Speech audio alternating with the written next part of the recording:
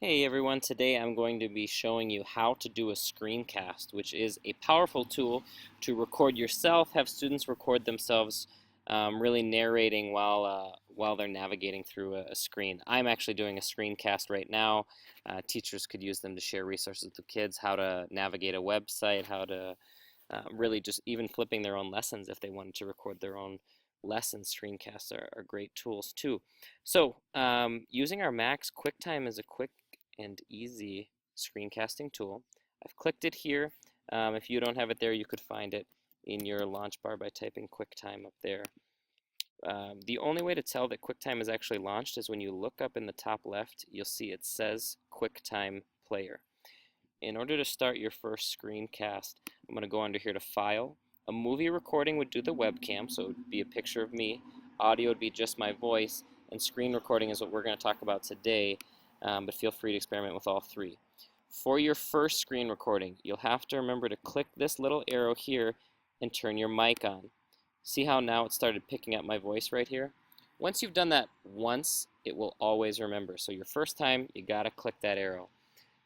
To record your actual screen, it's as easy as clicking this record button, so I'm going to do that. It's telling me I can click here and it'll do the full screen, or I can click and drag and do specific parts of a screen. I'm going to click and drag and show you what that looks like, and then I'm going to start recording there with QuickTime.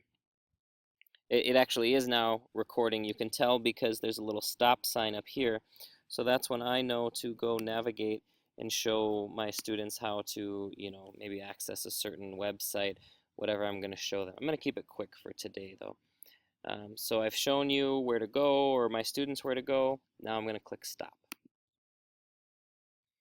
And it's just that easy. Here's a quick look at my recording there with QuickTime.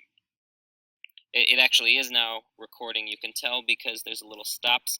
So you can see that did record me. The nice thing is there's not a lot of editing tools. This is a real quick tool to get the job done. I know a lot of us are perfectionists, but your instructional time is so valuable.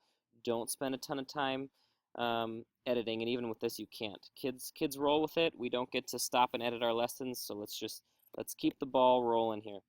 If you need to trim just a little bit, that's the only tool you can do. Is you could trim, which means just taking out a little off the front, a little off the back here. There's no messing with the middle. So you could trim if you really needed to, and you'd click trim there. But if it's good enough as is, which oftentimes it is, let's roll with it and share it right to our students. This up arrow, the box with the up arrow, is the universal sign for share. You could just plain save it, file save up here, and just save it locally onto your computer and share it through Google Drive or something. I do recommend sharing it through YouTube. Sometimes people get concerned with privacy, and I always appreciate that concern with YouTube, but you can share it as an unlisted video, so then you don't have to worry about the whole world really being able to access your video. Speeding it up a little here so you don't have to watch me log in for long. You can accept. Okay, for videos I just title them as education. I could call this one my first screencast. It's not, but hey,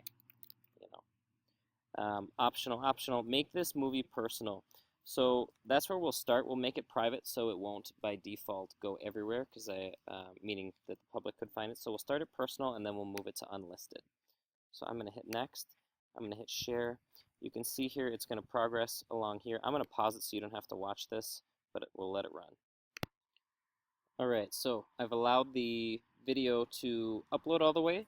Now it's time to check it out on YouTube and change the settings so that right now it's private. No one could see this video except you. You can head to YouTube however you like to get there. I mean, the quick way is really going up here once you're logged in and go to your Creator Studio. So click up here, go to your Creator Studio. Okay, it uploaded here. If it's gray, that means it's still processing. Just give it a little bit of time. Now you would head to edit it. And really what you're gonna see is, I already changed this, sorry. You would see it as private. So come on in here and change the video to unlisted. That means that it can be shared with this video link. So go ahead and copy that, Control or Command C, or right-click copy, however you like to do that. Copy it. You've changed it to unlisted. You've saved your changes. If you want to change the name, you could do that here. There are other settings you can tweak in YouTube. You can play around there, but the main thing is change it from private to unlisted. Public makes it searchable by anyone. There's nothing wrong with putting it public as long as you are, sharing information is appropriate, so to speak, for the public to see it. So if you're just doing a general math lesson, have at it. If you put it public, then the students can just search for it by name. If you put it unlisted, then they'd have to go to your website and click a link. So it really is between you, public or unlisted. Private means no one could see it unless they were logged into your account. So I've saved it as unlisted, and that's it. I'm done. So I'm going to show you how this works. Remember, I copy and pasted the link. Here it comes, my first screencast. Time. It actually is now recording. You can tell because there's a little stop sign up here. Yeah, that's when that one's going to get deleted. But I do hope you enjoyed it for example purposes.